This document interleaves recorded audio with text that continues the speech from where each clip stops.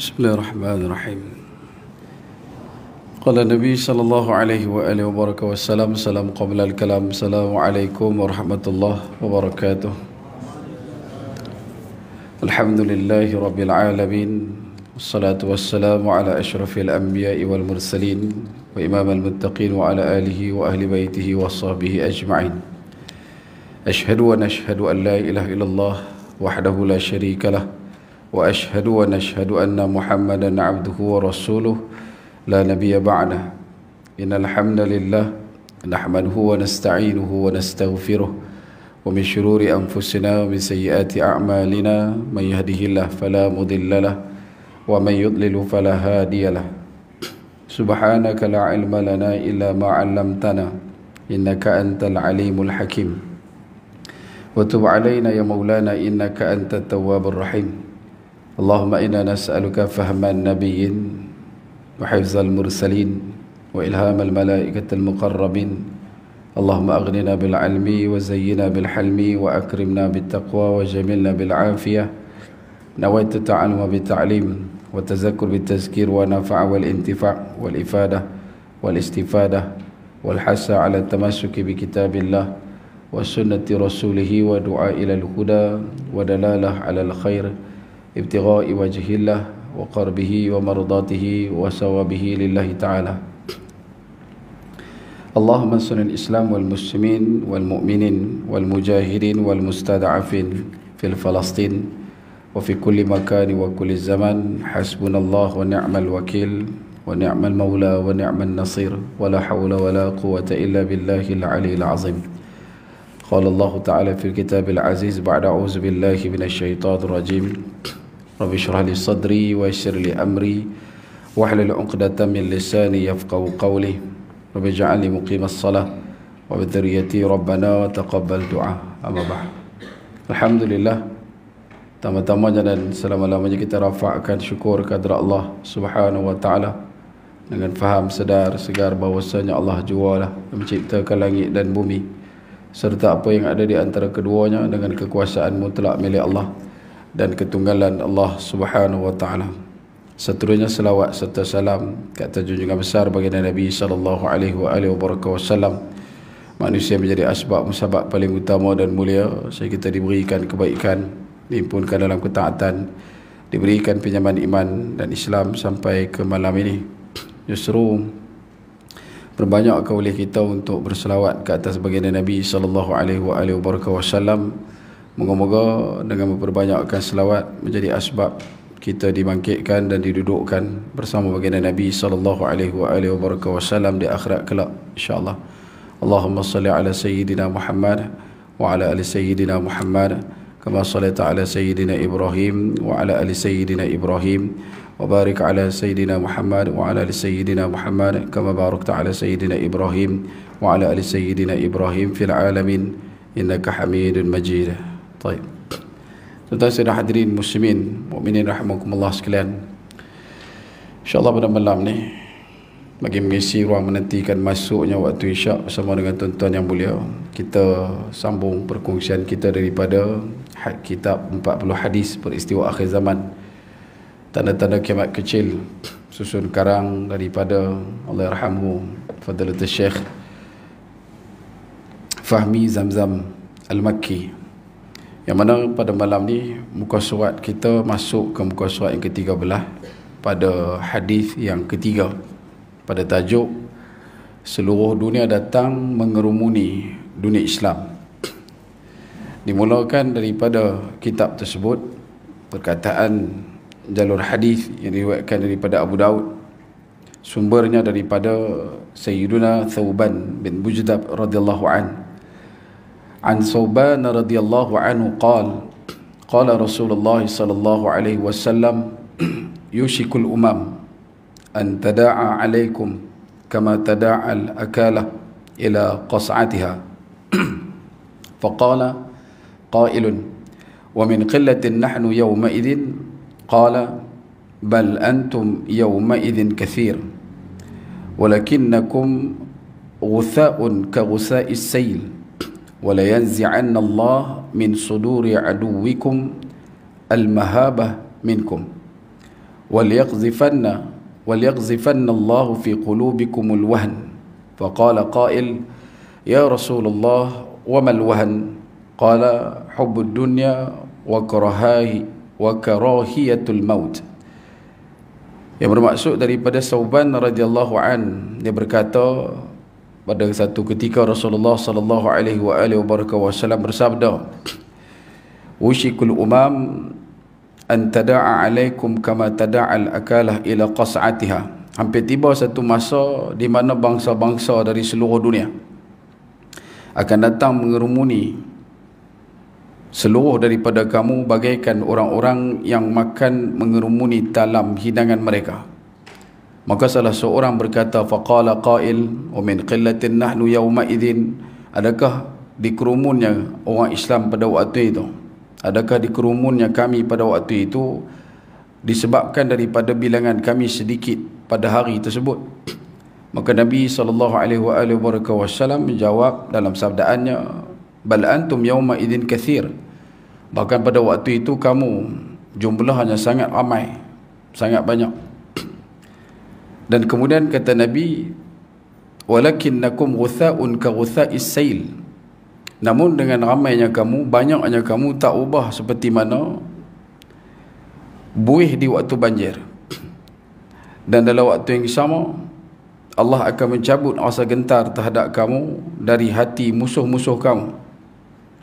Wala yanzi'anna Allahu min suduri aduwikum. Dan kemudian pada waktu yang sama, baginda Nabi SAW menyatakan, wala yaghzifanna Allahu fi qulubikumul wahn. Dan pada waktu yang sama telah pun dicampakkan, dilemparkan ke dalam hati kamu penyakit al-wahn. Kemudian salah seorang daripada sahabat bertanya, apakah penyakit wahan itu ya Rasulullah? Maka Nabi SAW menyatakan, hubbud dunya wa karahiyatul maut. Iaitulah cinta kepada dunia dan takut dengan kematian. Disebutkan oleh Abu Syekh Fahmi Zamzam, memang benar apa yang disabdakan oleh Rasulullah SAW. Keadaan umat Islam pada hari ini benar-benar menggambarkan apa yang disabdakan oleh Rasulullah SAW tadi, di mana mereka mempunyai jumlah penganut yang banyak, iaitu lebih daripada 1000 juta jiwa, iaitu lebih kurang 1/5 daripada penduduk dunia. Tetapi mereka sering menjadi alat permainan bangsa-bangsa lain. Mereka ditindas dan diinjak-injak, mereka dibantai dan dibunuh dengan cara yang sangat hina, dan bermacam-macam lagi jenis penindasan yang ditimpakan ke atas mereka. Bangsa-bangsa dari seluruh dunia walaupun berbeza agama, namun mereka bersatu untuk melawan dan melumpuhkan kekuatan umat Islam. Sebenarnya sebab kekalahan kaum muslimin adalah dari dalam diri kaum muslimin itu sendiri, iaitu adanya penyakit wahan yang merupakan penyakit campuran dari dua unsur yang sering didapati dalam bentuk berkembar dua, iaitu cinta dunia beserta dengan takut kematian. Ini bermakna bahawa mereka terlalu banyak memikirkan kehidupan dunia dan tidak membuat persediaan untuk menghadapi negeri akhirat, dan tipisnya kesedaran mereka untuk berkorban dengan diri dan harta dalam memperjuangkan agama Allah. Dan kita berdoa semoga Allah Ta'ala menurunkan nusrah al-ma'unah, pertolongannya kepada kaum muslimin, dan memberikan kepada seluruh daripada kita kemenangan di dunia serta akhirat. Tajuk pada malam ini, bahas bincangnya adalah berkenaan dengan situasi dan juga suasana, kondisi, realiti semasa yang sedang merebak dan juga membarah ke seluruh dunia. Di setiap belahan benua, di setiap rentas samudera, takkan pernah hilang daripada bicara yang sampai ke telinga menceritakan tentang bagaimana umat ini diperkotak-katikkan dengan sehina-hinanya. Bahkan dalam waktu yang sama, perkara ini bukan hanya berlaku pada zaman kita, tetapi injakannya sudah pun bermula 1000 tahun yang lampau. Kalau kita lihat pada penandaan berkenaan dengan fitnah yang Nabi SAW menyebutkan berkenaan dengan perkara tersebut kepada Sayyidina Abdullah ibn Umar radhiyallahu anhuma, akan muncul fitnah daripada arah timur, akan muncul fitnah daripada arah timur, yang mana pada arah tersebut munculnya yatlaq, al-qarnu syaitan, munculnya tanduk syaitan. Daripada kronologi dan juga garis masa perjalanan umat yang pernah kita sebutkan juga, tandaan terawal bermula secara ledakan terbesar adalah sekitar tahun 1258. Yang ini satu benda besar berlaku dalam sejarah umat, dan bangsa yang melakukan kerosakan dan kehancuran itu pun sampai ke tahap cucu mereka telah pun memeluk Islam. Itulah pembantaian tentera Mongol ke atas umat Islam yang pada waktu itu dinaungi oleh kerajaan Abbasiyah. Dalam kedudukan yang ditandakan oleh Ibn Khaldun, antaranya menyebutkan betapa pada waktu itu orang-orang Islam yang berada di sekitar Baghdad dan seluruh naungan pemerintahan kerajaan Abbasiyah, mereka merasakan Islam sudah tidak lagi ada. Kerana dalam masa kurang lebih 43 tahun, Islam tidak ada sumbangan langsung pada dunia. Sedangkan fasa sebelum itu Abbasiyah terkenal dengan satu kerajaan yang begitu mengangkat nilai sumbangan teknologi, keilmuan dan sebagainya dalam masyarakat dunia. Tetapi lepas jatuh rebah pada 1258, 43 tahun selepas daripada itu, tak bangkit langsung. Bahkan ada di kalangan orang Islam yang merasakan pada waktu tersebut sudah pun berlaku kiamat. Yang mana duk jadi itu dah jadi kiamat. Dan bagaimana Nabi SAW tandakan wa yaqzifannallahu fi qulubikumul wahan adalah satu benda yang sebagai ulama menyatakan berlaku pada waktu itu. Dia tak sama dengan sifat hakikat para sahabat di zaman Nabi dan juga selepas kewafatan Nabi SAW. Kerana pada waktu serangan Mongol ni, umat Islam berada dalam keadaan takut sungguh-sungguh dengan musuh. Nak abang kata takut sungguh-sungguh dengan musuh, sampai dalam catatan Ibnu Al-Athir dia menyebutkan betapa satu orang tentera Mongol boleh masuk ke dalam kampung orang Islam dan selesaikan semua tanpa ada tindak balas daripada mana-mana orang Islam. Seorang dia boleh rembas semua. Bahkan ada disebutkan di satu kawasan yang bernama Badlish di sekitar Turki, yang mana kawasan tersebut dia jenis dia penempatan buat kota ni di kawasan lembah. Dia kawasan perbukitan, cuma rumah mereka buat bukan di puncak bukit tapi di kawasan lembah. Dan tentera Mongol ni masuk ke dalam kawasan kota, orang-orang Islam di Badlish lari naik ke atas bukit di atas kota tu, dan mereka hanya duduk menanti dan menunggu bagaimana rumah-rumah mereka dibakar. Dan orang-orang yang tak sempat lari dibunuh di depan mata, dan mereka biarkan benda itu berlaku. Sedangkan kalau ikut pada kedudukan faham kita, duduk di atas, musuh main bawah. Ingat cak ayam kot, kan? Dia tuk batu ke, dia rembas dengan panah ke apa ke, mesti kena, mati. Tapi tak buat. Maka ulama kaji pasal apa tak jadi benda tu. Rupanya dicampakkan dalam hati orang Islam akan wahan itu, cinta pada dunia dan takut pada mati. Dan bukanlah Abbasiyah satu empayar yang lekeh-lekeh dah. Dia empayar yang besar. Di saat dia membina kota metropolitan Baghdad, disebutkan kota metropolitan Baghdad ni adalah kerana apa? Pada fasa dan masa yang sama di London. Di waktu London hanya didiami kurang lebih dalam 10,000 orang, kota Baghdad pada fasa itu sudah pun dipenuhi lebih daripada 1 juta penduduk. Dengan adanya library yang terkenal Baitul Hikmah, dan pada waktu yang sama di London tidak wujud lagi kedai buku. Dan macam mana masyarakat kita, rupanya bila kita terlalu tenggelam dengan prasangka kebaikan teknologi ni, akhirnya dia memakan diri disebabkan sudah hilang roh jihad dalam diri orang Islam. Dan benda tu juga adalah benda yang sama di copy paste pada setiap rangka dan juga perjalanan zaman yang datang selepas pada tu. Yang ni yang kita sebutkan selalu. Satu fasa yang sukar melahirkan orang yang kuat, orang yang kuat melahirkan waktu yang senang, waktu yang senang melahirkan orang yang lemah, orang yang lemah melahirkan waktu yang susah, dan waktu yang susah tu pula baru nak lahirkan orang yang kuat. Dan kita cuma duduk dalam sirkulasi ataupun putaran itu saja. Dan kita tak tahu kita lah ni duduk tahu mana. Adakah kita duduk di waktu yang senang melahirkan orang yang lemah, ataupun kita lah orang yang lemah itu, ataupun kita adalah orang yang tengah struggle nak wujudkan waktu yang lebih kuat untuk kita. Wallahu ta'ala alam. Cuma daripada pengamatan, daripada perjalanan sejarah umat, ya sampai begitu. Ibn Asir juga mencatatkan bagaimana satu orang tentera jumpa satu orang Islam di tengah padang luas. Ini fasa serangan mereka ke atas kerajaan Abbasiyah. Masa dia jumpa orang Islam duduk tengah padang, dia tangkap orang Islam tu, dan bila dia cek dekat dia, tak ada senjata, pedang apa tak ada, golok tak ada, pisau pelintung apa tak ada. Jadi dia kata dekat budak tu, dia kata, telangkukkan wajah kamu ke tanah, aku nak balik ambil senjata, dan kamu jangan pergi ke mana-mana, sebab nanti aku main, aku nak bunuh kamu. Dalam keadaan hanya diminta untuk telangkukkan wajahnya sahaja. Dan kawan tu pun balik, dia duduk seorang dekat padang tu.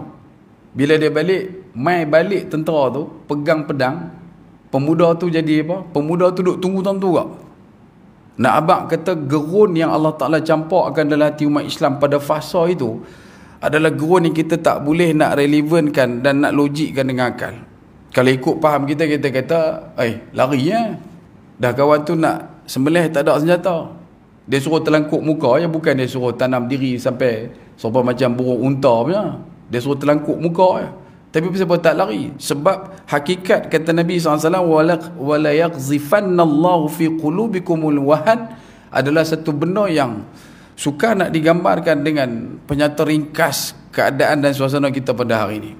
Kalau macam kita hari ini, kita kata dia sentuh ni gomoy pun gomoy, itu kita dengan suasana kita lah ni. Tapi wahan ni tuan-tuan, dia punya karakteristik dia adalah satu benda yang amat menghinakan. Dan dia terkeluar daripada hakikat nilai keimanan yang sebenar. Aish azizan maut syahidan, tak ada.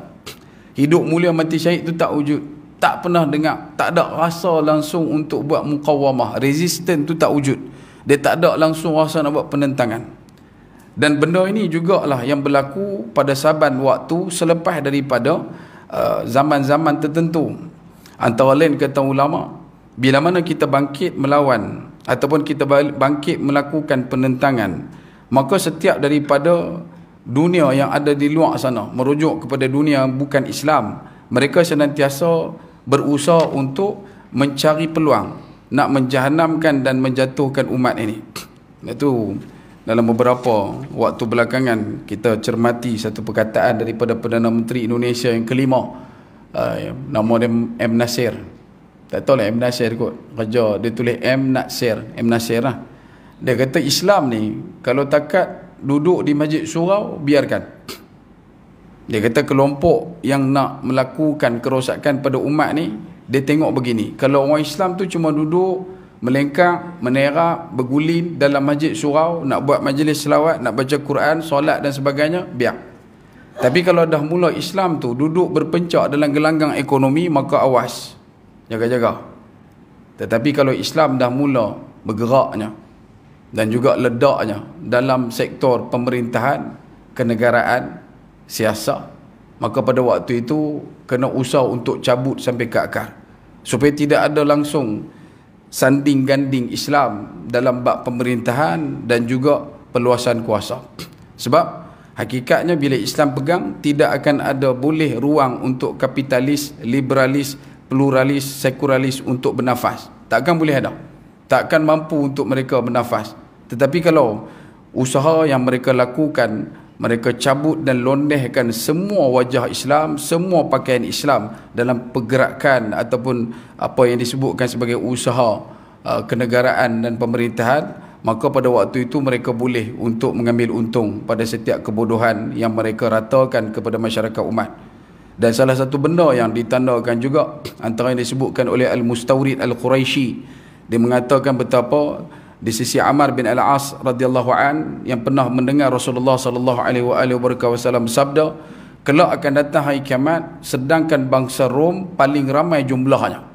Lalu Ammar bin Al-As radhiyallahu an berkata kepada Nabi SAW, jelaskanlah apa yang kau katakan itu ya Rasulullah. Maka dia menjawab, saya mengatakan apa yang telah pun dinyatakan.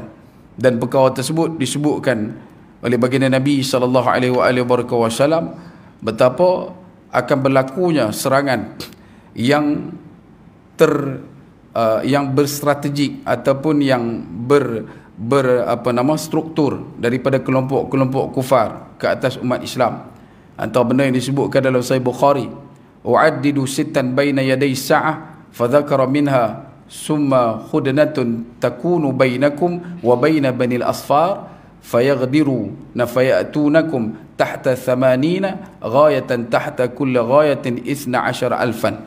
Baginda Nabi SAW menyebutkan, aku menghitung 6 perkataan ataupun 6 perkara ataupun 6 benda yang akan terjadi menjelang datangnya hari kiamat. Dalam banyak-banyak perkara tersebut kemudian disebutkan, lalu baginda menyebutkan antara lain, kemudian akan datang berlakunya satu perkara yang dikatakan terjadinya perdamaian antara kamu dan juga Bani Asfar, yakni bangsa Rom. Tetapi kemudian bangsa Rom ini, Bani Asfar ini melanggar janji dan kemudian datang kepada kamu dengan membawa 80 bendera dan tiap-tiap bendera diikuti seramai 12,000 orang. Ada kurang lebih dalam 186,000 orang tentera yang akan diwujudkan ketumbukan pada berdirinya setiap batalion semata-mata untuk mengerumuni fustatul muslimin pada satu ketika. Benchmark yang ditandakan oleh Nabi SAW ini adalah betapa hakikat kita sebagai satu orang yang duduk memahami konsep dan konteks Islam. Dengan ramainya kita, kalau kata daripada hadis disebutkan jumlahnya adalah sebanyak mana buih yang wujud pada waktu banjir, ataupun dalam riwayat lain menyebutkan buih di lautan, yang mana menyentuh pun pecah, disentuh pun pecah. Maka jumlah kita pada hari ini, sekadar maklum, pada statistik yang kita cermati, kurang lebih mendekat kepada 1.9 bilion. Mana kata 1,900 juta orang Islam. Campur semua. Tu tak tolak lagi dengan hak yang Syiah ke, Qadani ke, Bahaiyah ke, Mu'tazilah apa, Jahmiyah, tak tolak lagi. Sebab tu bila sebut kata ramai orang Islam, ramai. Memang ramai. Yang lebih ramai di situ adalah kelompok daripada Kristian yang mendahului lebih daripada 2.1 bilion masyarakat seluruh dunia. Dan jumlah mereka ini tadi akan sampai satu fasa yang mana kita juga pernah melihat setiap daripada kerosakan yang berlaku di atas bumi Islam, semuanya akan ada tandaan kaitan dengan kelompok-kelompok yang Nabi tandakan sebagai Bani Asfar ini pada rangkuman awal perjalanan mereka. Kita ambil secara ringkas, yang paling dekat 1492 jatuh kota Alhambra. Last titik dia bulan Muharram. Pada tahun 1492, kota Alhambra merupakan kota kerajaan Andalus yang terakhir yang kuasai oleh satu orang raja. Ini saya sebut dah itu, Raja Abu Abdillah yang ke-12. Dan ketika mana Ratu Isabel dan Raja Ferdinand sampai dekat kawasan kota Alhambra, kedudukan dia kalau ikut dalam catatan, terkejutnya mereka dan terkesimanya mereka melihat kota Alhambra itu seakan-akan seperti mana Balqis yang disebutkan masuk ke dalam istana sehingga sanggup untuk mengangkat kain dia, yang disangkakan lantai itu adalah air. Sebab mereka terkejut dengan keindahan, kecanggihan dan kecantikan kota Alhambra. Ketika mana diberikan kunci, maka seluruh nilai-nilai Islam yang ada dalam kota tersebut, termasuk dalam istana Alhambra itu, semuanya dibuang, digantikan dengan simbol-simbol ajaran agama mereka. Dan kemudian disebutkanlah kisah sedikit, barang mungkin untuk kita ambil ingat, ketika mana keluarnya Raja Abu Abdillah ke-12 bersama dengan para pegawainya setelah diberikan kata dua oleh Ratu Isabel dan Raja Ferdinand. Kalau nak kekal duduk di Andalus, jalan dia cuma satu. Orang Islam kalau nak duduk kekal di Andalus, kena masuk agama mereka. Kalau tak mau masuk, sila keluar. Tapi kalau nak duduk juga dalam keadaan tak mau masuk, maka akan dihukum bunuh. Kalau kata pilihan yang ada, maksudnya mati sajalah kalau nak kekal situ. Nak tinggal susah tuan. Andalus bukan 130 tahun. Andalus bukan 250 tahun. Andalus menjengah 800 tahun. Tok nenek kita, tok wan, tok nyang, apa benda piut, miut, apa semua tu, 800 tahun punya sembang. Tiba-tiba mai, lepas masuk, lepas ceroboh, lepas halau kita. Dan tak boleh ada ruang rundingan. Macam mana pun isu dia kena keluar. Nak duduk kekal, kena masuk dalam agama. Yang tu yang mai cerita kata, mereka nak bagi banding antara Islam yang masuk dalam agama tu dengan yang memang orang asal agama tu.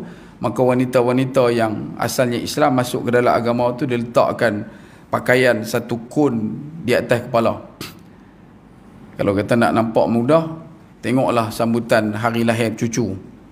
Nanti dia nak umai satu kun apa ke, pergi letak bubuh getah. Tok Wan gigi tak ada bubuh pun dia bubuh tu dulu. Duk pulun tiup lah Tok Wan. Ada topi tu. Ada satu catatan sebut, jenis pakai lagu tu melambangkan zaman Andalus 1492 dulu ni adalah merujuk kepada orang-orang Islam yang tak mau tinggal ke Andalusia, tapi mereka nak duduk di situ, maka mereka memilih untuk masuk ke dalam agama tu. Jadi orang yang duduk asal agama ni, mereka rasa macam tergugat. Macam mana nak bagi beza banding antara orang yang asal dengan orang yang baru masuk ni. Maka mereka cadangkan supaya diletakkan topi tu, bagi beza. Kalau kita tengok gambar hak dulu-dulu ada zaman Cinderella, Sleeping Beauty, lepas tu dia nanti bubuh perempuan pakai gaun ke apa ke, dia nanti bubuh benda tu. Raja Abu Abdillah ketika meninggalkan kawasan kota Alhambra tersebut, dia melalui satu teluk, Gibraltar. Nama teluk tu dinamakan Gibraltar, dia adalah kerana Jabal At-Tariq, Tariq bin Ziyad yang buka, maka dia panggil Jabal Tariq. Tapi bila dapat kat mereka, dia panggil lagi Gibraltar, Andalusia asalnya. Sebab tu ada banyak tempat dalam nama Sepanyol sampai hari ini, asasnya dan asalnya datang perkataan Islam. Malaga sebagai contoh, ada yang sebutkan Malaga tu Malaka. Sebab tu mereka boleh trace Malaka kedua di mana? Di sini. Sebab rentetan 1492 masuk 1509, akhirnya jatuh 1511 di Melaka. Macam mana mereka boleh tahu position tu? Sebab kerajaan itu adalah kerajaan yang bersambung-sambung. Dan bila mana sebut berkenaan dengan Raja Abu Abdillah ke-12, ketika dia melalui satu kawasan teluk, kemudian dia naik ke atas satu bukit, daripada atas bukit ni dia teluk. Teluk ni macam U lagu tu lah. Sini kota Alhambra, istana dekat sini. Dia keluar, dia ikut lalu ke tepi laut. Bila lalu ke tepi laut teluk tu tadi, dia naik atas satu bukit. Bila dia naik bukit tu dia punya view boleh nampak istana. Istana kota Alhambra. Jadi rasa terbeban diri tu, emosi menekan. Bila dia nampak istana, dia jadi sedih. Sebab ruang yang dia pertahankan selama waktu terpaksa ditinggalkan dalam keadaan yang paling bacul. Tak boleh buat apa. Maka apa yang dia mampu buat? Menangis. Duduk atas tu menangis. Dan tangisan dia tu, dia duduk di atas puncak bukit, orang yang duduk di bawah ni boleh dengar. Sampai bukit tu hari ni dinamakan dengan insiden itu, Puerto del Suspiro del Moro. Balik cari Yang dia kata ustaz ni dapat pokok manggis ke apa ke. Pergi cari Ni nak abang kata ada Puerto del Suspiro el Moro. Moro ni siapa dia? Moro ni orang-orang Spain panggil dekat orang Islam. Sebab apa Moro? Sebab Moorish. Pasal apa Moorish? Datang daripada Maghribi. Maghribi dia panggil apa? Maghribi dia panggil apa? Morocco. Kalau Morocco tu hak di luar no. Ni Morocco. Sebab tu dia lekat bangsa Moro. Lepas tu tandaannya bila pula? Buka pula 1595. Kerajaan Sepanyol bila dia turun mai ke kawasan Nusantara, dia tala mai ke belah Semenanjung, sudah ada Portugis. Dia tengok belah kanan Sumatera, sudah ada Belanda. Maka dia teruskan perjalanan, masuk sampailah ke kawasan sebelah Laut Sulu. Laut Sulu ada kerajaan Islam tak? Ada. Kerajaan Melayu Islam. Kerajaan apa? Kerajaan Fi Amanillah. Nama asalnya Kerajaan Amanillah. Tapi dapat dekat Sepanyol, maka raja pada waktu tu nama Raja Philip, maka mereka tibai bubuh nama Filipina. Dan orang Islam dihalau daripada kawasan dataran utama menuju ke kawasan terselatan. Maka dekat situ masih lagi ada kekal kental nama-nama asal. Contohnya Kota Batu. Sampailah nama Kota Batu. Cuma dia eja lain sikit kot, Kota Batu apa ke. Dekat situ ada satu tempat namanya Jambangan Bunga. Hari ni dia tak panggil Jambangan Bunga, dia panggil Zambuanga. Seluruh bangsa duduk situ dia panggil bangsa apa? Moro. Padahal asal dia lepas bahasa Melayu. Betul sama Melayu panggil Moro juga. Sebab penjajah, they are the one who write the history. Lepon yang tulis. Jadi yang kita duk label lah ni moro. Bukan situ asal dah sana. Dan di sana pun lepon yang duk gelak. Padahal yang tu nak abang kata kekuatan dan kemegahan mereka. Sebab lepon yang bubuh nama. Boleh faham tak? Lepas tu kita duduk dalam ruang ni. Bila kita nak sebutkan balik, takkan boleh berpisah dengan sejarah. Kalau ada orang kata, duk sembang sejarah apa, kalau ikut tu, BIP lah benda dah jadi. Pasal benda dah jadi, kita tak mau jadi pula. Masalah yang kita nak letakkan di sini adalah demikian. Azan Luka. Boleh tu Jadi saya mohon untuk diberikan sedikit masa dan saya renjakkan waktu minat salat isyak bagi menghabiskan tajuk pada malam ni. Sebab tu bila dah habis dekat situ, Raja Abu Abdillah menangis. Mak dia, dalam catatan disebutkan mak pada Raja Abu Abdillah bernama Aisyah. Maka Aisyah dia kata apa dekat mak dia? Dekat anak dia. Wahai anak aku, Abdillah, menangislah kamu seperti perempuan di saat kamu tidak mempertahankan negara seperti seorang lelaki. Pedih tak pedih? Anak riau kan? Riau macam perempuan tak apa? Tak ada masalah.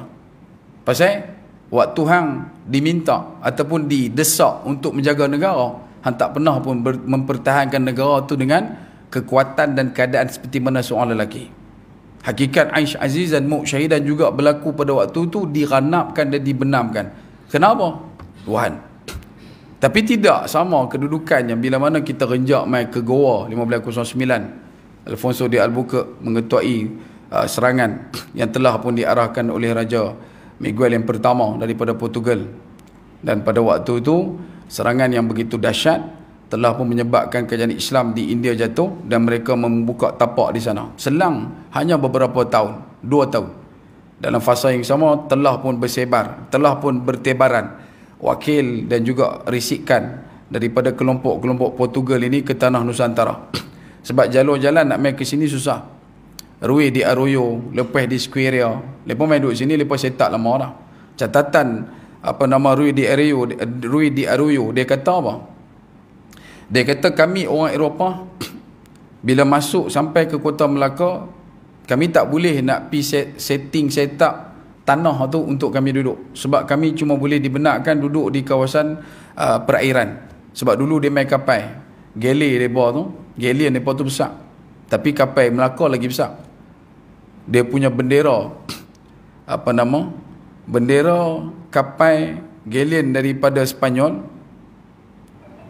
Dia punya bendera kapal Melaka, kalau hampak dia boleh muat 4 biji kapal perang Spanyol. Bendera kapal Melaka punya, yang bukan bendera, layak dia tu boleh muat ada 4 kapal perang besar milik Spanyol. Sebab tu bila tengok balik Melaka macam mana boleh kalah tuan. Sungai Melaka tu kalau ikut dalam catatan yang paling maksima lah yang kita tengok daripada sekalian banyaknya cermatan kita, di hilir Sungai Melaka yang menghadap ke arah laut, dia ada jambatan.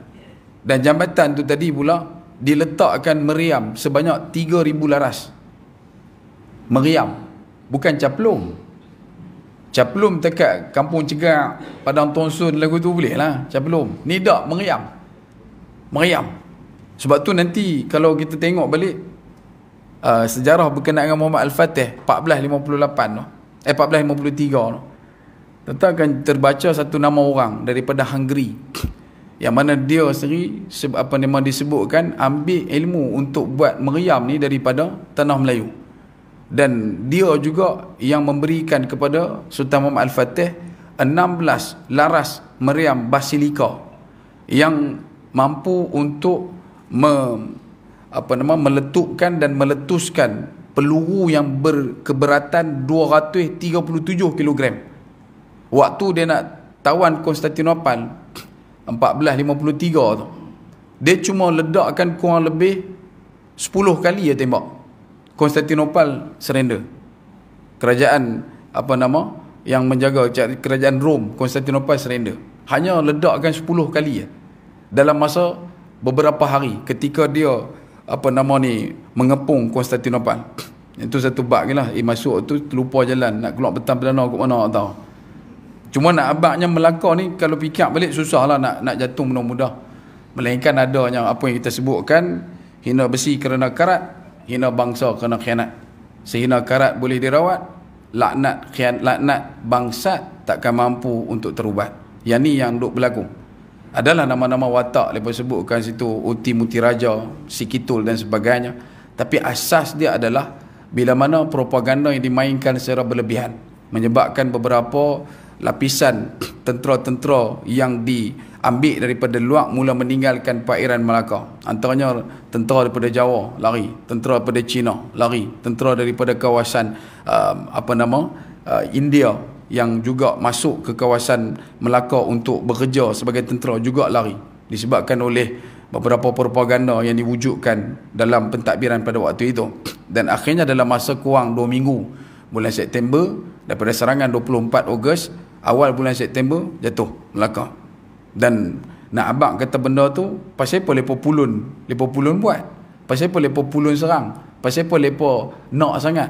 Sebab salah satunya, bila mana endoskopik sudah pun dijolok di kawasan Andalus, lepa trace setiap daripada mana sayap-sayap kerajaan Islam yang masih lagi berbaki. Salah satunya adalah kerajaan Islam Melaka. Sebab tu tanah ni tak pernah gersang daripada serangan, sehingga akan diwujudkan dan dicatat selama 446 tahun daripada Portugisnya, Belandanya, kemudian Britishnya, Jepunnya, Komunisnya, lepas tu British balik, sampailah pada waktu yang kita sebutkan merdeka. Dan sebab tu amat bangang yang sangat-sangat besar kalau kata ada orang tidak lagi rasa untuk mempertahankan kemerdekaan. Nak merdeka senang, nak mempertahankan merdeka tu payah. Walaupun lah bulan April awal lagi, ada 4 bulan lagi, tapi cerita bila kan. Dan sebab tu juga bila kita tengok macam mana Nabi SAW ingatkan kepada kita pada penandaan berkaitan dengan wahana ini, macam mana cinta dunia dan takut mati ni boleh subur dalam diri kita dan kita tak berusaha untuk kuburkan perasaan itu. Salah satunya adalah himpitan dan juga pemahaman daripada fikir. Macam mana kita pada hari ini duduk dalam keadaan bukan setakat cinta dunia, tetapi kita gandingkan pula dengan takut mati. Cinta kepada dunia sudah pun jadi penyakit yang berat, penyakit yang susah. Ulama dulu bila cerita bab berkenaan dengan dunia ini ada di pelupuk mata, tak sampai pun ke hati. Mereka nampak dunia ni, kata Imam Syafi'i, seperti mana orang tua yang penat bersolek, duk hai-hai dekat kita. Macam itulah dunia. Tapi pasal kita ni dah cinta dunia, nampaknya tu seperti mana seolah-olah orang muda yang terlalu cantik, yang takkan mungkin kita lepaskan begitu saja. Tuan-tuan, sahabat Nabi adakah, kalau kata dalam bab cinta dunia ni kita nak gunakan indikator sebagai kekayaan merupakan cinta dunia? Soalan ni mudah ya. Ada tak sahabat Nabi yang kaya? Ada. Sampai lah pun kaya. Sayyidina Uthman ibn Affan, menantu Nabi, dia beli telaga daripada Yahudi, letak harga 1,500, dia ambil 3,000. Yahudi gelak pasal ini orang tak tim niaga, minta harga 1,500, bayar 3,000. Tapi macam mana dia nak buat? Nak abang kata biar kalah beli tapi menang hati. Boleh faham? Dia kata hang duk perkenal sangat, duk peleceh sangat orang Islam, sahang kata 1,500 tak apa, aku beli 3,000. Kalau kata macam kita lah, pergi kedai, tanya dekat tokek, ni udang ni berapa ni? Ada udang kecil, ada udang besar. Udang kecil ni berapa?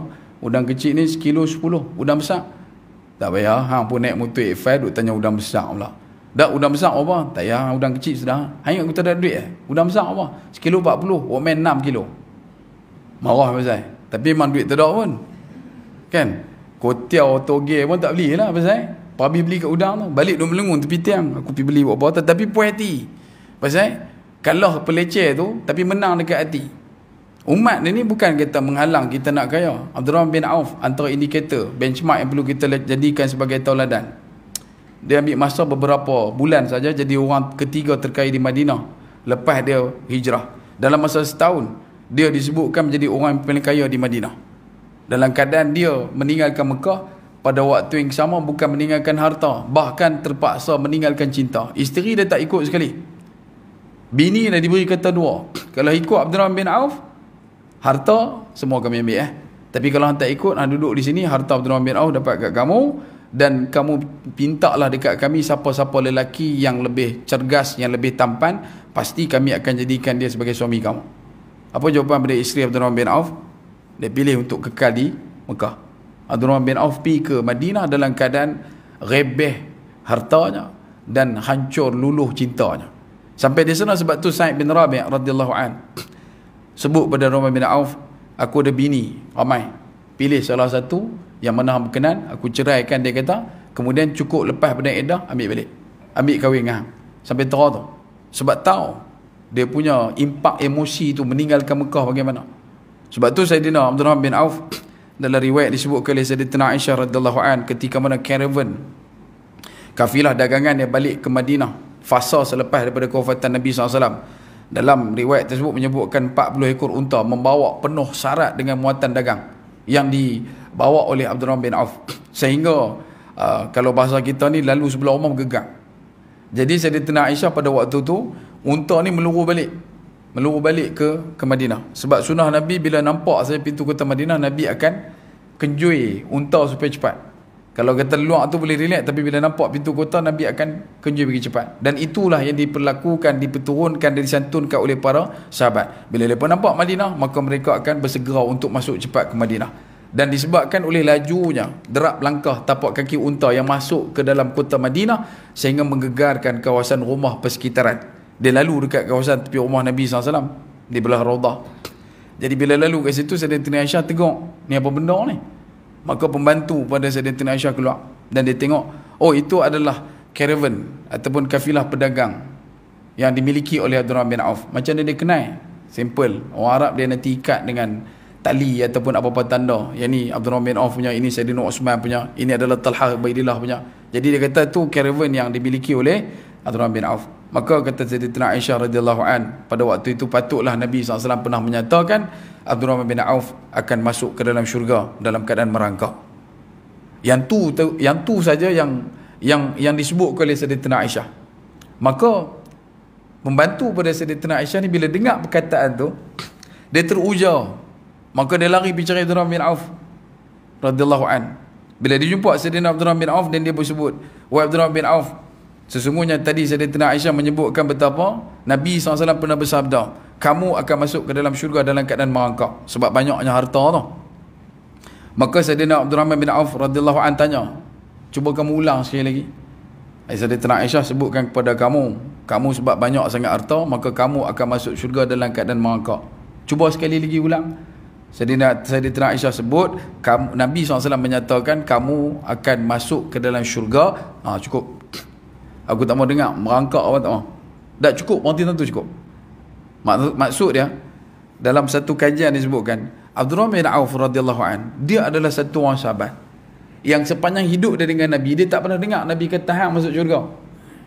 Dengar Nabi sebut kata masuk syurga ni ramai tuan-tuan. Sayyidina Bilal, Nabi kata dengar tapak kaki di syurga, yang menjadi tanda betapa Sayyidina Bilal bin Rabah radhiyallahu an adalah ahli syurga. Sayyidina Uthman, Sayyidina Umar, Abu Bakar As-Siddiq radhiyallahu an, mereka adalah manusia yang mendengar jaminan daripada garantor yang ulung, iaitulah Nabi SAW, betapa mereka akan masuk syurga. Abdurrahman bin Auf berhempas pula, bertukus lumus hidup dengan Nabi SAW. Dia tak pernah dengar Nabi kata, melainkan pada hari itu Sayyidatina Aisyah yang mendengar Nabi SAW mengkalamkan pada dia betapa dia, Abdurrahman bin Auf, akan masuk dalam syurga dalam keadaan merangkak. Tapi bila dia dengar, dia kata, sebut kata masuk syurga, cukup, takat tu yang aku mau dengar. Janji masuk syurga, betul? Mau tak masuk syurga dalam keadaan merangkak? Saya kalau boleh, tak, soalan ni gitu. Boleh masuk syurga tapi dalam keadaan merangkak. Mau tak mau? Tobatlah, mau. Kalau mengesok pun tak apa dah, janji masuk syurga. Mau tak masuk syurga dalam keadaan merangkak? Mau tak? Kau nak masuk neraka dalam sebatas kilat? Dia kata dengan kilat macam laju, baik masuk tu. Dia cermat sikit. Sebab tu bila sebut kata Sayyidina Abdurrahman bin Auf radhiyallahu an, dia dengar benda tu, apa dia buat? Seluruh harta dia wakaf, pergi letak Baitul Mal semua, dan benda itulah berterusan dan berlanjutan, berkesinambungan sampai hari ini masih lagi dicatat-catat harta dia. Ketika mana dia meninggal dunia, disebutkan dalam satu riwayat, dia memiliki 1000 ekor unta, 1000 ekor kuda, 3000 ekor kambing. Sayyidina Abdurrahman bin Auf, kita ada berapa ekor unta? Ni yang betam-bedana ada unta 2 ekor menjadi ke sepaha ke apa ke, kan? Kambing ke apa kan, kok kalau ada. Yang ni cerita berkenaan dengan dunia, tak menyinggar ke hati. Dunia hanya pada kulit. Dia meninggal dunia, dalam satu riwayat menyebutkan meninggalkan 4 orang isteri. Sayyidina Abdurrahman bin Auf, setiap isteri dia dapat berapa? 80,000 dinar. 80,000 dinar law punya harga 40.8 juta. Renyah maknah. 4 orang isteri Sayyidina Abdurrahman bin Auf radhiyallahu an, ketika mana Sayyidina Abdurrahman bin Auf wafat, meninggal dunia, maka dia serahkan harta sebanyak 80,000 dinar setiap seorang. 40.8 juta. Kita 4 berpeluh. Kan? Bukan kita 40 nak dapat 4 tu berpeluh dah. Sebab tu bila sebut tentang benda ni, dunia tak masuk ke dalam hati. Sebab tu kalau kata duit 5 dik kita letak dekat dengan mata, dunia besar tak nampak. Betul tak? Balik lagi try, jangan buat lah. Nampak teruk kan? Balik lagi duduk sejam, duduk sekupang, letak dekat dengan mata. Nampak tak lelaki kat belakang? Nampak tak bini kat depan? Tak nampak. Tapi kalau kita jauhkan dia, mau kita nampak alam yang terbentang luas. Tapi pasal kita dekatkan harta, kita dekatkan dunia dengan mata kita, dengan hati kita, maka pada waktu itulah takut kematian akan mula memuncak, cinta pada dunia akan mula membuak dan menggelegak. Dan ini bermakna bahawa mereka ini, manusia yang duduk dalam keadaan membuka ruang yang ditelan ataupun dihantam oleh kelompok-kelompok yang bukan beriman ini. Antara lain yang menjadi risaunya adalah bila mana mereka dihantam, mereka jatuh duduk melutut, tidak pernah bangkit untuk merebut. Walaupun harta menjadi gadaian, mereka sanggup untuk bersorak kegembiraan. Sedangkan yang terlepas adalah nilai kebaikan yang menjadi milik asal mereka. Dan sebab itu yang pada ruang kesimpulan yang disebutkan di sini pada bab berkenaan dengan dunia datang mengerumuni Islam pada konteks lokaliti dan juga globaliti, maka kita dapat lihat daripada tahun 1895 sampai ke lah betapa mereka nak sangat Palestin. Sampai ke lah ni. Bukan benda baru, bukan 48, bukan tahun 72, bukan tahun 2023 tak. No, sejak daripada tahun 1855 punya berebut nak. Dan mereka tak pernah boleh pernah untuk memiliki seluruhnya. Tetap juga akan ada bentuk penentangan. Sebab Allah Ta'ala dah janji dah, bangsa yang duduk dalam tanah Palestin ini, tanah Syam ini, adalah bangsa yang begitu kuat. Dan orang-orang ni lah yang memiliki semangat jihad yang paling tangguh, yang paling unggul. Dan tak mampu untuk kita copy paste dalam diri kita hari ini. Sebab nafas jihad kita sedang bercampur dengan hembus hela perkara-perkara yang tidak ada kebaikan dan asas daripada iman. Baru minta untuk boikot MACD tu pun riuh rendah. Makan balik kan. So kalau tak makan tu mati tu. Nak bak tu sampai terah tu. Ada dia benda ni macam ni, silakanlah. Sampai ketat dulu kita duduk ni juga, kita abang kata tak mau makan tak ya. Kalau kita nak makan, kita nak kata ikut suka tak boleh, tak wani bang. Hari-hari anak-anak kita dibunuh. Hari-hari wanita-wanita kita diperlakukan dengan begitu dahsyat, keji lagi hina. Saudara-saudara kita dilenyek, ditembak, dihancurkan dengan begitu sahaja. Asal muasalnya hanya kerana 1% yang kita salurkan dan kita hulurkan kepada kelompok ini. Dan kalau ada orang kata benda ni tak sampai, tak apalah, silalah. Cuma nak abang, tak payahlah duduk pi. Raut habis panggil orang, kena pi juga. Hak ni masalah. Dan dalam waktu yang sama, jangan pernah kita duk terlibat ataupun terpelecok dalam perangkap mereka. Mereka ni bukan buat menega 3 hari. Mereka menega dah berpuluh tahun. Mereka tahu macam mana kapitalis ni nak mempergunakan dan juga nak mengumpan masyarakat ni, dia tahu. Sebab tu kalau kita nak tengok macam mana kita berhadapan dengan musuh, nombor 1 antara yang ulama sebutkan adalah kena ingat al-kufru millatun wahidah. Kekafiran itu agama dia satu.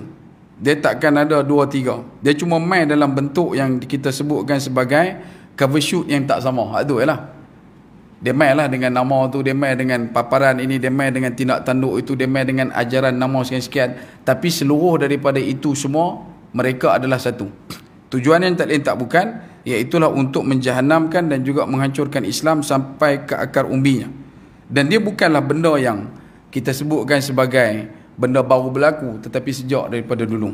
Sebab itu dalam ruang fasa kesimpulan yang disebutkan oleh Fadilatul Syekh Fahmi Zamzam, betapa masyarakat kita kalau tidak mahu disuntik ataupun terpalit calik dengan cinta dunia takut mati, maka kita kena memahami betapa hidup ini adalah sementara. Hidup ni tak lama mana. Hidup ni bukanlah tongkat langit. Kita bukan nak duduk dalam keadaan masih lagi mampu untuk berdiri sampai ke sudah. Tidak. Yang bercakap maupun yang dengar apa yang dicakapkan sama. Kita tak tahu bila pangkal akhir kita yang bakal bermudik pulang ke negeri abadi. Jadi kalau kita faham lagu tu, maka kita kena tinggallah legasi yang baik dan juga waktu yang sama bawa kebaikan untuk kita tunjuk hadap ke hadapan Allah Subhanahu Wa Taala. Yang kedua, secara kolektifnya, kalau kita tengok balik orang Islam ni, kita bukannya loket ataupun kurang daripada segi keilmuan. Macam baru ni depa buat satu satu table, satu jadual. Dia kata tentera Yahudi ni, Israel ni, depa punya kelengkapan tentera tak banyak mana pun. Artileri berat depa cuma ada, paling banyak depa sebutkan ada dalam 400 ke 500 artileri berat. Termasuklah Iron Dome apa semua, dia punya torpedo apa ke, ada dalam dekat 500. Negara Islam yang ada di keliling tu, artileri berat yang boleh digunakan untuk masuk battleground perang, ada lebih daripada 1,500. Kalau keliling tu mereka lancarkan dalam fasa dan waktu yang sama, saatnya bukan suruh serang pun tak, cuma pi duduk dekat tebing tu, duduk dekat tobiak tu. Kalau hampa terus serang Gaza, maka kami akan hantar. Ni dah sampai dah. Buat tu ya pun, bukan nak buat apa. Sebab tu bila kita tengok balik macam mana benda tu tak boleh mampu untuk dilakukan, ya sebab dia dah cucuk hidung. Belah atas ada Turki, sudah pun dicucuk hidung. Pada fasa Yaman yang berusaha katup jalan laut untuk dihantar segala proses minyak dan sebagainya, kita tak tahu yang Turki mai pada belah utara hantar masuk. Tak tahu boleh masuk pula Turki akan hantar tentera bila tahun. Tak ada pun. Jangan pernah terkesima dengan segala apa yang disebutkan sebagai umpanan itu. Ketika mana ada kelompok Islam yang melakukan serangan untuk ditunjukkan sebagai penentangan ke atas kerajaan kufar ini, maka kerajaan Islam yang ada di sekitar perbatasan Jordan dan juga Lebanon menangkis serangan tersebut. Pun habaq kata benda yang sama, sebab masuk laluan kawasan udara ni. Dalam fasa yang waktu yang sama juga, bila kita sebutkan pada masyarakat umat kena terus untuk melakukan pemboikotan, berapa ramai orang yang tak Islam yang pulun habaq kat kita tolong berhenti boikot, dengan berapa ramai orang Islam sendiri yang kata tak payahlah boikot. Tuan-tuan saya tengok. Sebab tu bulan puasa itu kita beritahu, ada orang Islam, ada orang yang tak Islam sanggup untuk berpuasa, untuk cabar diri. Tapi kita pula berhadapan dengan orang Islam yang tak puasa, yang kita tak tahu nak cabar siapa. Yang ni yang berlaku hakikat dia lah ni. Sebab tu hakikat dia yang kita nak kena ambil faham dan hadam. Hari ni yang membuatkan lagi cinta dunia dan takut mati, salah satunya adalah kesepakatan antara kita tak wujud dah. Kita tak ada kemuafakatan. Kita tak ada sepakat. Kita tak ada satu tekad yang sama. Sebab tu kata pantun lama disebutkan, pucuk pauh di 5 batu, anak 9 di tapak tangan. Muafakat membawa satu, berpecah kita hilang pedoman. Tak ada tujuan. Umpama anak ayam hilang ibu dia. Sama juga bila benda tu berat, tapi kalau kata kita pakat, maka dia akan jadi mudah. Macam yang kita sebutkan, sirih berlipat pinang tersusun, bunga rampai dalam dulang. Berat sama dipikul, ringan sama kita julang. Tapi tak ada benda tu, pasal kita ego, arrogant, kita ignorant, belagak dan bongkak, sombong, bodoh, tak mau terima pada kedudukan orang lain. Padahal kumpulan ni dia tujuannya untuk mengangkat nilai kebaikan ekonomi umat. Okey dah. Yang ni pula nak angkat keilmuan pengetahuan umat pun okey. Yang ni pula untuk pemerintahan, leluasan kuasa dan sebagainya pun okey. Tapi setiap daripada tiga-tiga ni tujuan dia tak sama. Dia pulun nak buat benda yang baik tapi tak sama tujuan. Why not yang ni ambil sikit, yang ni ambil sikit, yang ni ambil sikit, buat satu benda yang sama. Masyarakat ni akan bangkit balik. Tapi kita tak mau buat benda tu. Sedangkan semua ada buat benda yang baik. Yang nak angkat nilai ekonomi bagus tak bagus? Bagus. Yang nak bagi kita cerdik pandai bagus tak bagus? Bagus. Yang nak jaga untuk pemerintahan, kuasa dan sebagainya bagus tak bagus? Bagus. Tapi pakat lah. Ni tak. Sesama kita yang duduk berkelih. Tapi dengan orang yang tidak beriman, rohamak. Abang kata ini, mereka adalah orang yang lebih baik daripada orang Islam. Tidak tuan-tuan. Macam mana boleh pas saudara kita? Abdullah bin Ubay bin Salul. Kisah dia. Waktu dia meninggal dunia, Nabi pi. Sampai Sayyidina Umar kata kat Nabi SAW, tak payah. Dia sikit punya dahsyat duk kata kat orang Islam. Dia gila-gila punya, maki betul-betul punya. Sampai ketak ada satu ketika Sayyidina Umar minta pada Nabi SAW bagi arahan, ya Rasulullah, aku nak pergi settle bang. Dia duk maki orang iman sampai tertera tu. Tapi dia main semayang. Semayang ni belakang Nabi. Bukannya bawah pokok kurma, tepi kaki unta dah, main belakang Nabi semayang. Walaupun munafik-munafik dia solat dan dalam masjid. Ni indikator kemunafikan zaman Nabi itu. Tapi bila main satu ketika Sayyidina Umar kata bagi arahan, aku nak pergi settle bang. Nabi kata tak payah. Tidak ada Nabi-Nabi yang pernah direkodkan membunuh orang yang mengikut dah.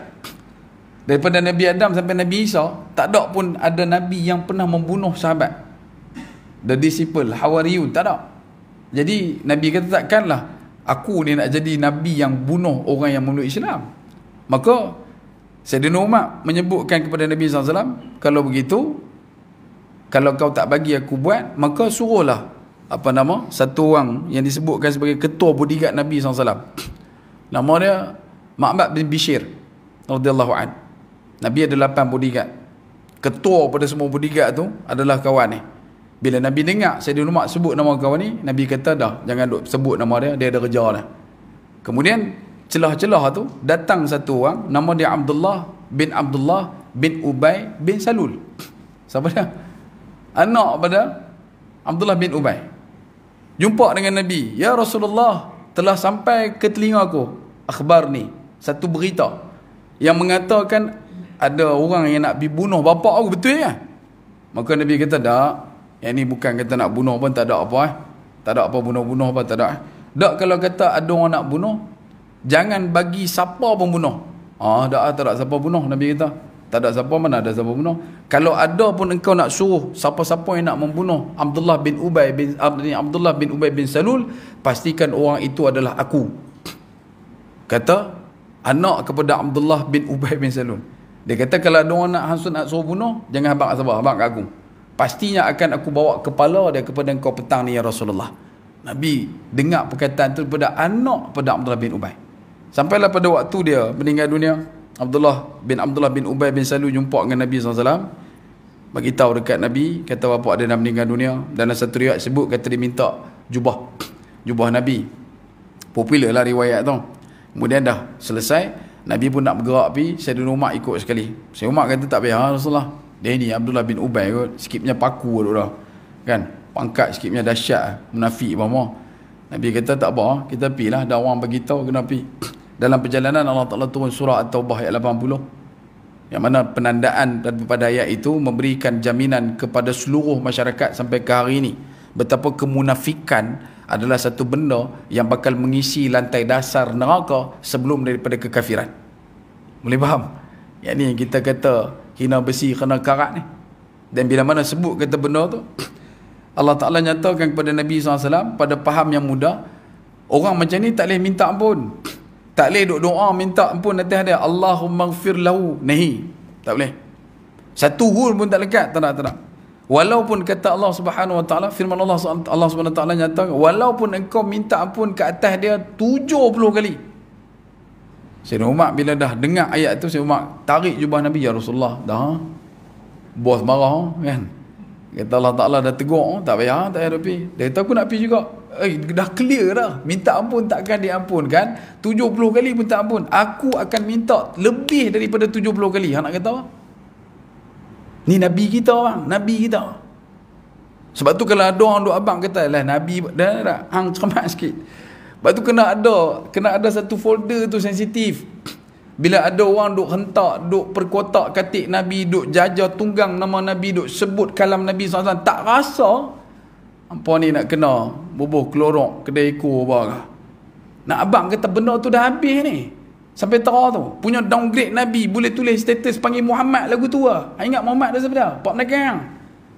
Hang boleh duk panggil lagu tu lah. Dengan sahabat apatah lagi. Sampai terah tu. Ini Nabi bicara bentangnya berkenaan dengan musuh. Satu orang yang senantiasa usaha untuk menjatuhkan dan merobohkan Islam. Mana mungkin para sahabat boleh melupakan tindak tanduk Abdullah bin Ubay bin Salul dalam satu siri perang, dia telah melarikan 300 bala tentera Islam semata-mata untuk mengurangkan defisit ketemukan tentera Nabi SAW. Sampai terang tu 300 orang, bukan 2 orang, 300 orang keluar daripada barisan peperangan. Sebab tu hari ni yang kita sebutkan, kena duduk dalam keadaan, kembalilah bersatu. Kita kena berpakat, kita kena berpadu. Sebab kebaikan masyarakat umat hanya akan ditandakan dengan kebaikan yang bermula dengan kita. Kalau kita masih lagi duduk dalam keadaan keakuan itu terlalu tinggi, maka kita akan jauh daripada nilai utama yang disebutkan. Kata pantun lama, kayu cendana dari hulu dibawa orang ke tengah kota. Hidup bersatu, penuh restu, budi disemai, harum sentosa. Tapi kalau kita tak ada, pandang. Ini last 9 lebih lah. Dia kata, hari Selasa pula Ustaz. Kan, esok baru Rabu ada koko dia tak. Anak menekan saya tanya apa ni, dia kata dalam banyak-banyak hari apa ramai polis. Saya pulun jawab, hari rendah lah hari ni. Dia kata hari Rabu. Kata siapa lah hari Rabu? Hari Rabu ada koko. Kata siapa lah ada koko, hari Rabu polis ramai. Dia kata kedek polis ke ada? So satu Malaysia polis ramai lah hari tu pasal kedek polis tu. Kata kurang asam tu budak ni. Dia punya teka-teki hak lala kita dulu ulak melengkak atas pagar lagu tu je kan. Baik. Jadi untuk tutup benda ni, saya bawakan satu analogi yang paling ringkas lah. Dalam bab buat benda baik tapi kena pakat. Ada satu maklum ni, saya dengar kata dia duduk belah betang perdana jugalah. Cerita. Dia beli kat anak dia, anak jantan dia, baju Melayu bulan Syakban. Itu dia kata, ni mak beli dah baju Melayu bulan bintang ke bulan Jupiter apa tak tahulah. Datang pergi try pakai Ustaz. Nak tengoklah labuh sendat, ketat, besar macam mana. Dia kata kat mak dia, tak apa nanti cek pakai. Mak dia pun dah bagi uyup mengayak tu. Masuk bulan puasa, mak dia tanya, hang try tak pergi baju? Dia tak try lagi. Mak lah, awak tak try, nak tengok ni kaki panjang ke, tangan labuh ke, poket tak cukup ke apa ke. Dia tak apa nanti. Sampai malam raya, malam raya baru dia try. Hak mangkak ni pun malam tu baru dia try. Dia serelum rupanya kaki silok lebih 3 inci. Mak malam raya kalut ke relax? Mak lah jawab, pak teh dia jawab kan. Mak malam raya kalut ke relax? Kalut. Mak malam tu dengan duk pulun buat dengan bahulu, kuih karas, kuih kapit, sepit apa semua ni, almond London, apa nama short bread, kuih lidah kucing apa ke semua malam tu ni. Tak tahu anak duk main hurung, dia main abang. Mak, ni cik nak abang. Abang apa? Selok mak beli tu. Lagu mana? Selok tu labuh 3 inci. Mak tukar jadi blood brother bang. Jadi naga buana main duk main. Aku kata dah. Aku abang kan so try bila? 2 bulan lepas Syakban. Ni malam 1 Syawal baru hang nak try teh. Tak nampak aku dah jadi macam octopus lah. Tangan kiri kanan duk bawa barang. Malam ni juga nak suruh kerat. Dah. Kata kalau kerat 3 inci ke 4 inci aku tak mau. Ikut suka hang lah. Tapi kalau kata nak suruh orang letak atas meja sedekah tu. Kalau dan aku buat. Kalau tak dan, ikut suka hang. Dia pun, alamak, silap banyak ah. Pergi letak baju dekat atas, seluar atas meja sedekah. Dia teringat kak dia ada. Kak dia ada dekat atas. Duk pasang tirai, duk bubuh sarung kosyen. Dia pun ambil seluar tu pergi cari kak dia. Kak, kak. Awak, tolong kerat kaki seluar cik Ustaz, 3 inci. Hang agak-agak ah. Aku ni tirai dah lah aku seorang pasang. Sarung kosyen pun aku nak kena tukar. Sekali depan ni aku nak hampak kapet lah apalah semua. Lepas tu hang duk pulun mai duk maksud kerat 3 inci. Hampir letak atas meja sedekah. Kalau aku ingat aku buat. Kalau tak ingat punya pasal kat hang.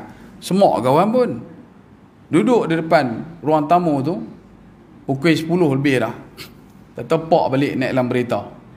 Tentang parking. Dia duduk teringat dulu pak dia biasa jahit padi benih. Dia jauh menala reka punya. Dia aku tak elak, aku biasa tengok pak aku duduk jahit padi benih dulu ni. Dia pun nampak pak dia. Dia panggil, ayah, awak boleh tolong tak? Tolong pak. Kaki seluar cik lebih 3 inci. Ayah boleh tolong kerat tak? Boleh. Pak memang boleh tolong. Pasal pak akan ada kerja malah ayah. Kan? Pak melenggak lagu tu. Paling kurang pun tengok Kabi Kushi, Kabi Gem lagu tu lah. Kalau kita malam tu dia pasang senario lagi ke apa tu lah. Sambil duk pepak kacang ke apa kan. Dia pun kata tak apa main seluar. Pak ni punya bagus. Ambil gunting, krik, jahit sedekah. Letak atas meja sedekah tu balik. Dia pun panggil anak dia, seluar siap dah. Anak dia pun ambil pakai, elok. Tak apa dia tak. Dia pun letak atas tu, letak baju atas tu. Anak masuk tidur, pak pun ruyuk sampai Nicaragua lah. Turun kak pukul 12. Kak turun tutup lampu TV, lampu depan, lampu luar TV pun, lalu dekat tepi tempat serika nampak seluar. Aku pergi habaq kat adik aku, kata kalau aku ingat ni aku nampak kena kerat. Kak pun kerat pun je. 3. Kan adik abang tadi 3. Kak pun punyalah kerat. Kerat. Pak dengan anak yang lagi tidur lah. Kerat 3 inci, jahit serika. Baik. Pak, mak pun ada pergi kat mak, dia kata mak cik tidur lah. Atas cerita dah, jentik ambil tidur. Mak nak perhabis ni sat, nak simpan tepung apa semua. Anak pergi dah. Pukul dekat pukul 2. Mak dia dah habis sinting baju apa semua, settle dapur. Dia pun duk sapu apa patut. Dia pergi depan, nak masuk bilik. Tengok-tengok, oi, ni awak lampu bilik serika duk menyala. Masuk-masuk tengok ada seluar anak lah tadi. Hak yang minta potong. Dia kata, ish, kesian lah kat anak aku. Dah lah seluar ayah. Jadi belah. Kesian kat anak ni. Maka dia pun ambil seluar tu, dia kerat. Berapa? Boleh faham? Cerita dia panjang sampai malam raya 6 tu. Tapi saya takat situ sudah. Esok pagi 3 beranak ni masuk tunggu lari tah. Baju sedondon apa, berkumpul apa ke, duk lari tah dah. Yang anak jantan ni duk meriau, merung dalam bilik tu. Hang jadi lagu mana duk riau pasal apa? Dia kata ni seluar je. Ha, cukup lah, aku dah kerat dah semalam. Ha, elok. Kak dia kata ayah kerat dah semalam. Ha, ayah kerat. Cik pun kerat. Ha, elok. Mak kata aku pun kerat. Asal dia berapa inci tuan-tuan? 3. Yang kerat tinggal berapa? 9 inci buang. Dia pakai seluar samping bawah lagi. Atas pada lutut no. Soalan ni simple je. Pak buat benda betul tak? Betul. Mak buat benda betul tak? Betul. Kak buat benda betul tak? Betul. Tapi pasal apa jadi mangkak habis? Sebab tak apa? Tak pakat. Yang ni yang kita hilang. Yang ni yang kita tak ada. Yang ni yang kita tak nampak dan buat-buat tak nampak untuk satu pihak. Awak penuh dengan kemangkakan itu. Pasal apa kita pilih jalan itu sedangkan kita ada alur-jalur jalan yang paling mudah, paling senang, iaitu berpakat. Kembalilah bertaut. Jangan kita jadi orang yang hidupnya seperti mana keladi. Duduk dalam keadaan meninggi diri, cari cahaya untuk dia saja. Jadilah kiambang duduk dalam kolam, walaupun dibaling dengan batu paling besar, tetap juga kembali dekat berpaut. Tapi kita hilang benda tu, kita mati benda tu. Dan ingat, kalau kita duduk selesa dengan rasa begitu, cinta dunia, takut mati akan mudah merebak dalam masyarakat. Bukan takat diri, tapi masyarakat kita. Baby ya, dia punya cerita ke aku habis ya. Melingkup. Bukan satu kita, tapi keturunan legasi anak-anak kita pada waktu yang akan datang. Jadi tuan-tuan, itu saja yang sempat kita sebutkan pada perkongsian sejuk-sejuk malam ni, kan? Kalau kata ada kekasaran bahasa tergeri bicara terlajak kata terasa di mana-mana, saya minta maaf banyak daripada ujung rambut sampai ujung nyawa. Dari jauh menjunjung duli, dari dekat menjunjung sembah.